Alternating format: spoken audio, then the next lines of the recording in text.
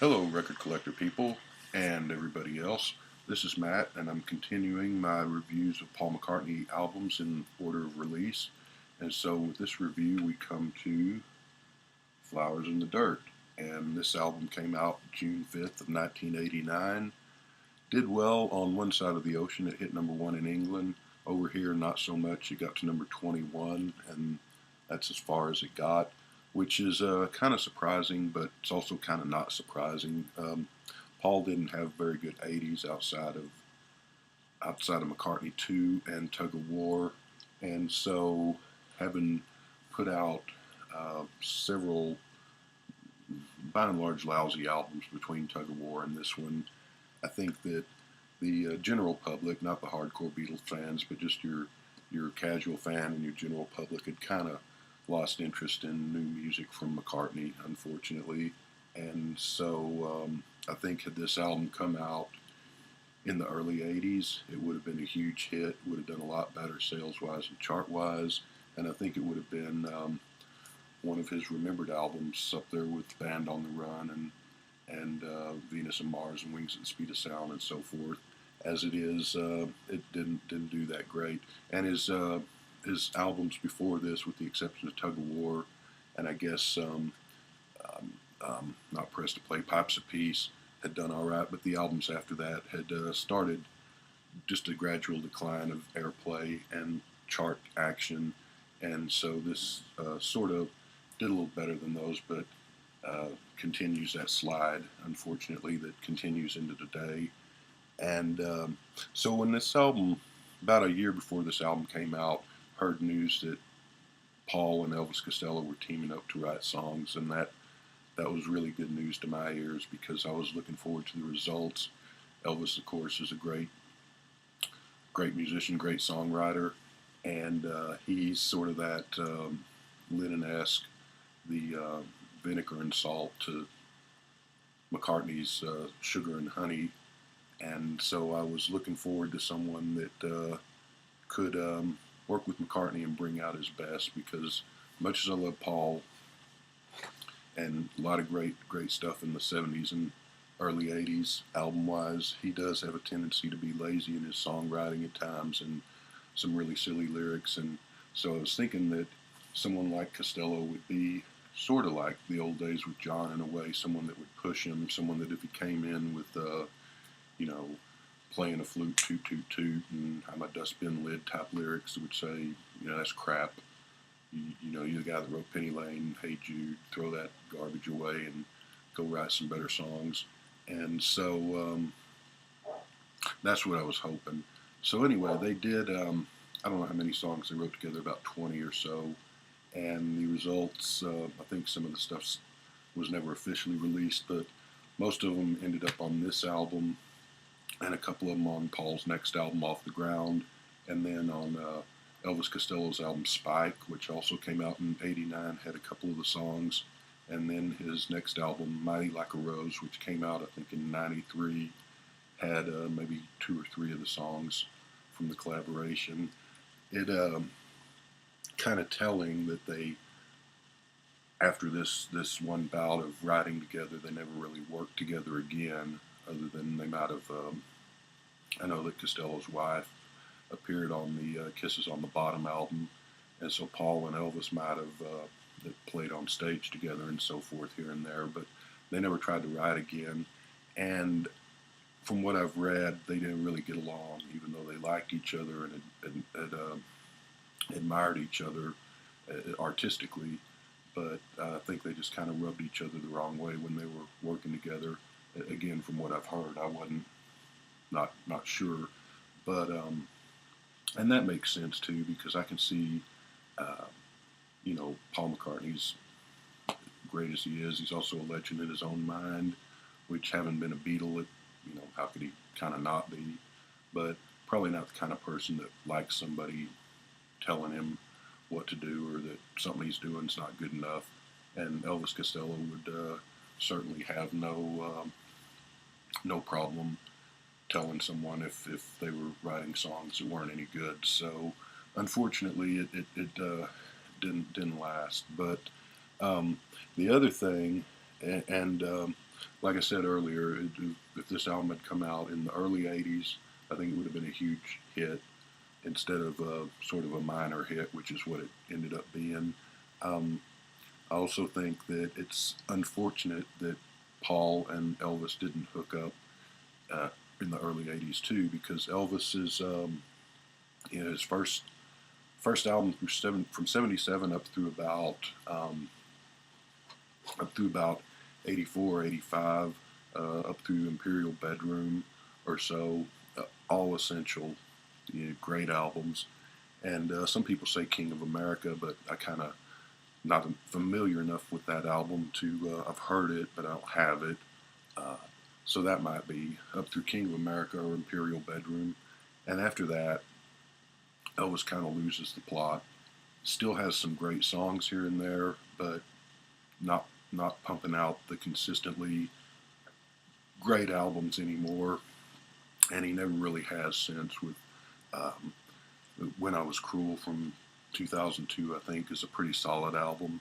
But everything after Imperial Bedroom or maybe King of America, it gets really spotty after that. There's still some great moments, but not the solid album. So what I'm saying there is that it's unfortunate that Paul and Elvis hooked up and I think they actually hooked up around '87 or so, but to do this songwriting bit, but '87, '88. But it's unfortunate that they hooked up kind of when Elvis was a little bit past his prime and not earlier, because you could just imagine Paul McCartney choosing to work with Elvis back in '83 instead of working with Michael Jackson, which nothing against Michael Jackson. He's had his share of great songs too, but I don't think anybody's going to argue that the Paul and Michael collaborations were great, or that they were, they're far from the best work of Paul, far from the best work of Michael Jackson,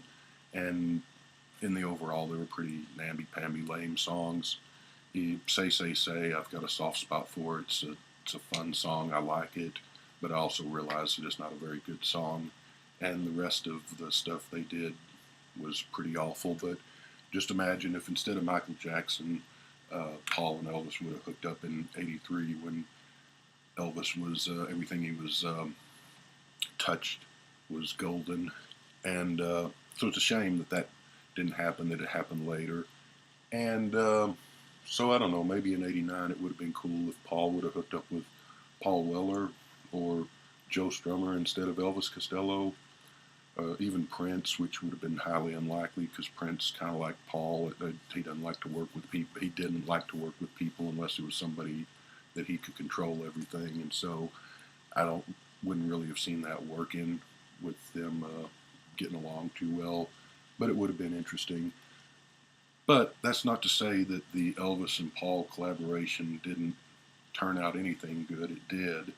It's just not as good as I was hoping it would be when I first heard the news that they were writing together back in '87, '88.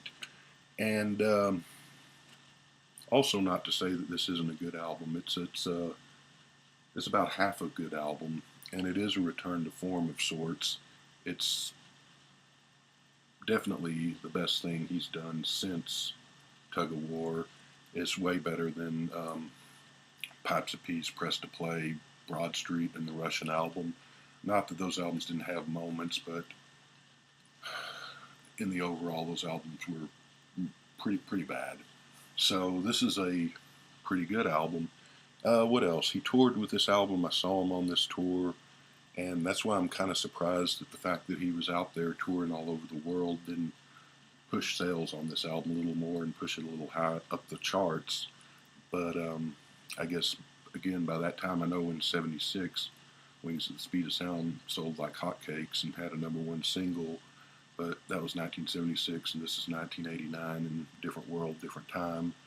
So here's the cover, which is a painting that Linda took a picture of, as I understand, and not the greatest cover. The back is just more of the painting, and the inside, this is the archive edition, so it's another picture of the painting.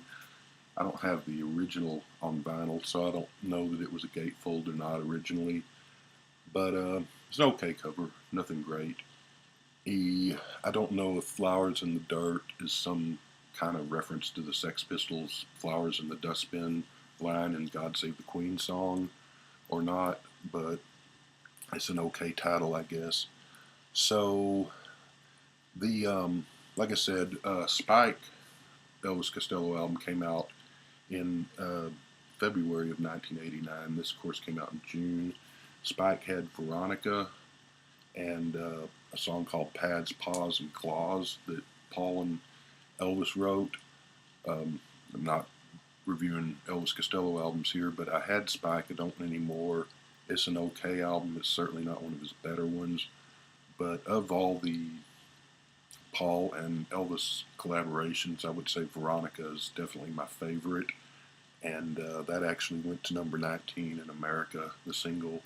So Pads and Paws, I don't really remember because I haven't had that album in years.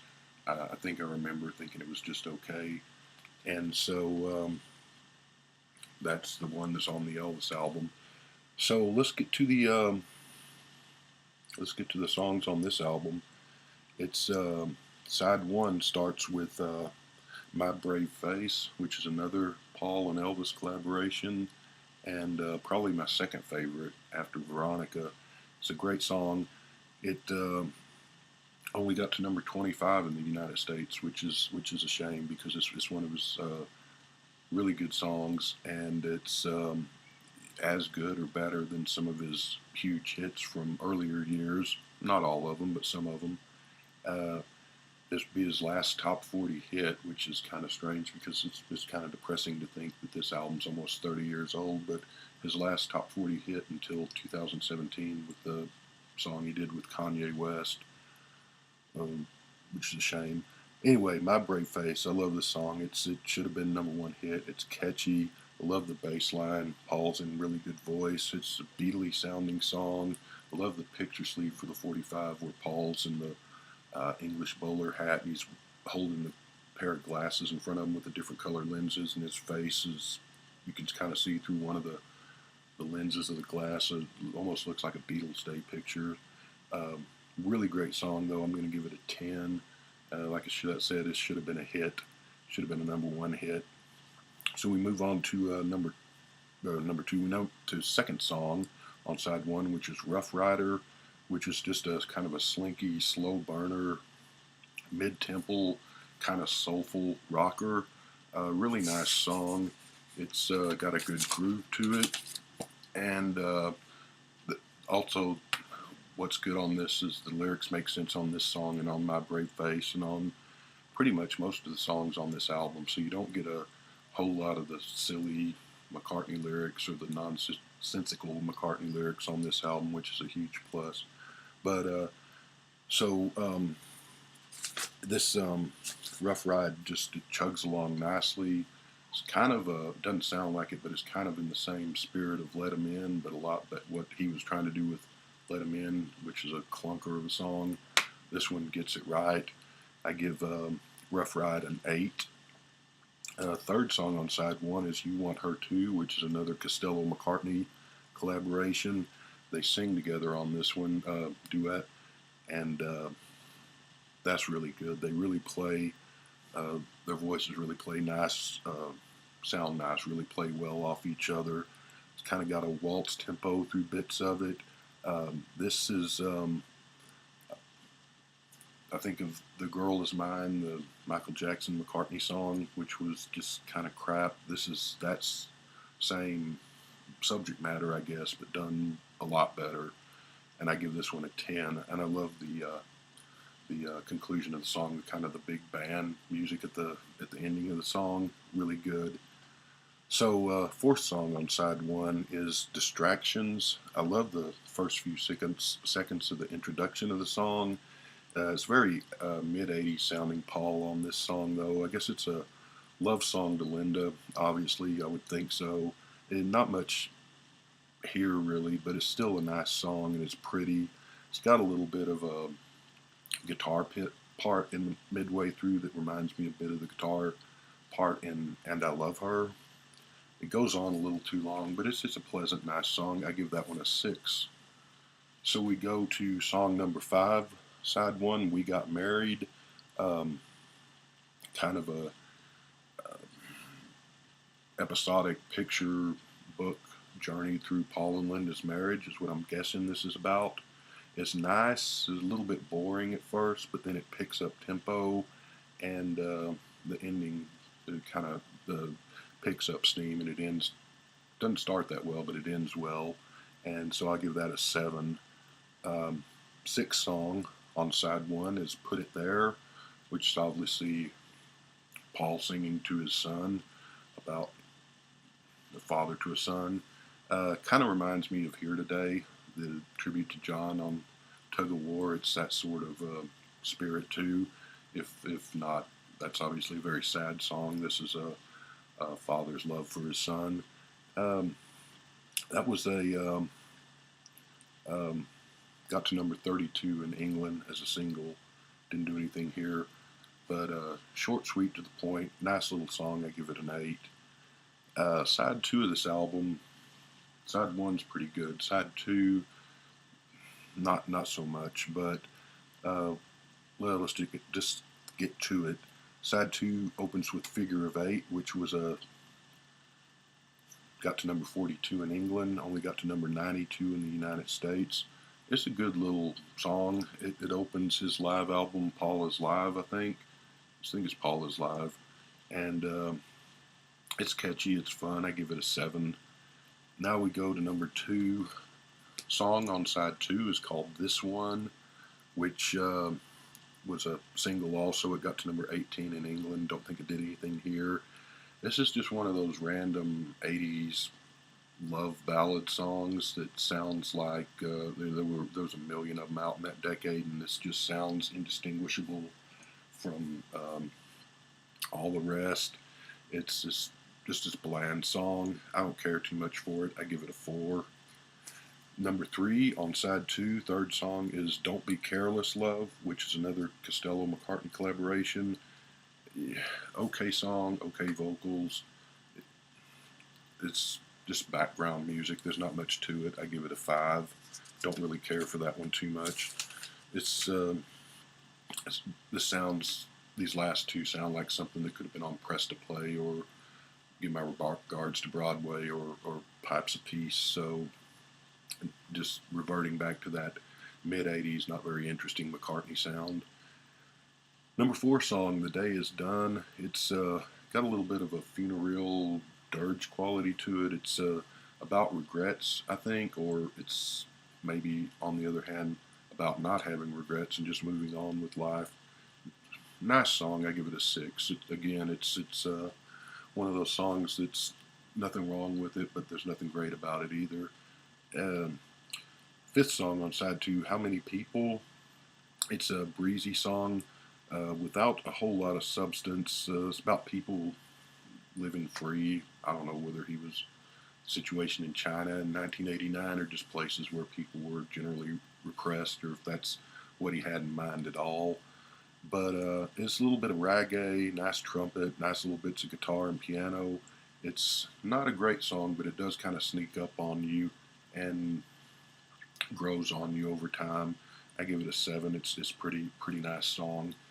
The last song on side 2 is called "Motor of Love."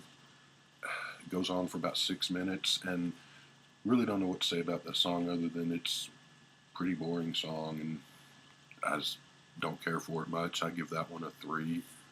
So that's the album proper. And we'll get to that in a minute here, but again, like it was with Press to Play, there were several 45s and several B-sides that were not on the album and not released anywhere but on B-sides of the singles. And in some cases, they're better than a lot of the songs on this album, and the album would have been stronger if he would have used some of these B-sides here and used some of the weaker songs on this for the B-sides of the other singles.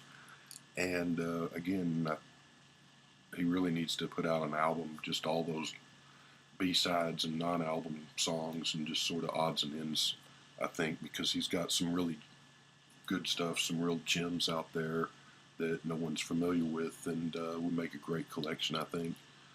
So anyway, some of these B-sides that were on, and some of these were, because back then you had those maxi singles that had 2 or 3 songs on them, so forth, back in the late 80s, early 90s.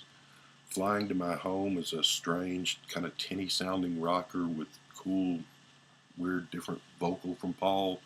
It's a fun little upbeat song. I give that an 8. Mama's Little Girl, which is actually a song from Wildlife days that wasn't used then, and he didn't release it until now.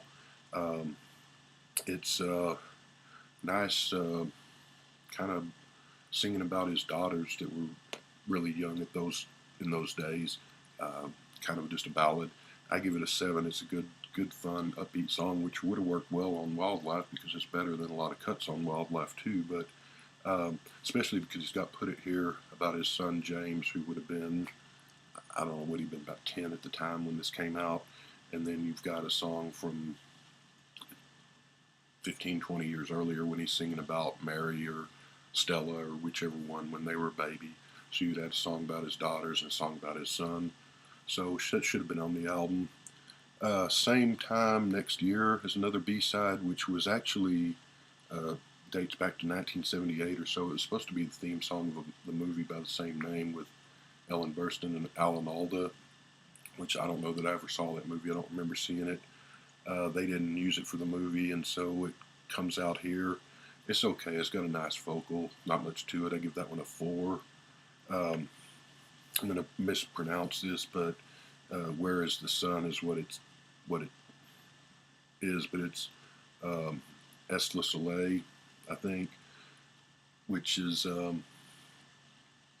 well, really, it's just terrible. I'm going to give it a 2, but it's almost so bad that it's kind of fun and goofy, but it is a little fun and goofy, but it's also just bad.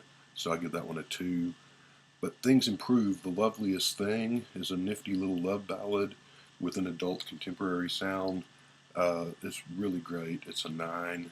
And to my good friend Joe, Mean Mr. Mayo out there, this is the way to do a ballad. This is what My Love Only wishes it could be. This is a good, solid, sincere love ballad without the hallmark banality, without the schlock, without the crappy music. And they're both kind of that adult contemporary sound to them, but this is done right. Loveliest Thing definitely should have been on the album. I give that one a 9. And the other 2 more to go. First Stone was the B-side to this one. It's kind of a repetitive rock song. It's a better song than this one, but it's not very good. It's a 5. Party Party is just a crazy bit of Paul and the band just hooping and hollering and goofing around and kind of rocking around, screaming, and it's just goofy. It's silly. I love it. I give it a 9. So also, there's more to come with this album because you have the some of the demos, the McCartney McManus demos, Elvis Costello and McCartney demos. Uh, Lovers That Never Were, great one, give it an 8. Tommy's Coming Home, give it a 9. 25 Fingers, I give that a 9. So Like Candy, which is a great song on Mighty Like a Rose, Elvis's 2003 album.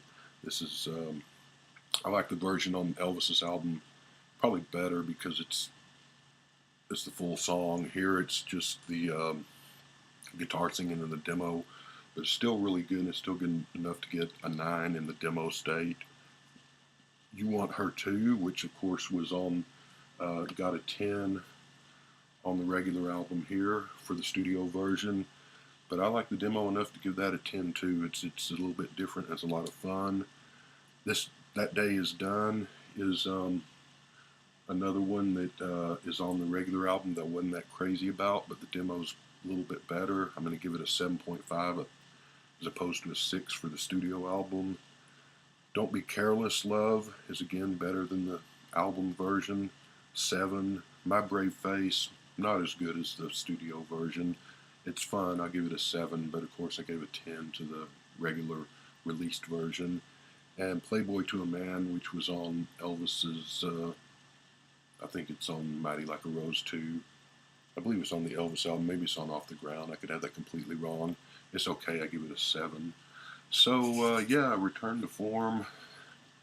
half a good album, an album that could have been a lot better if he put some of these B-sides on here instead of some of the weaker cuts.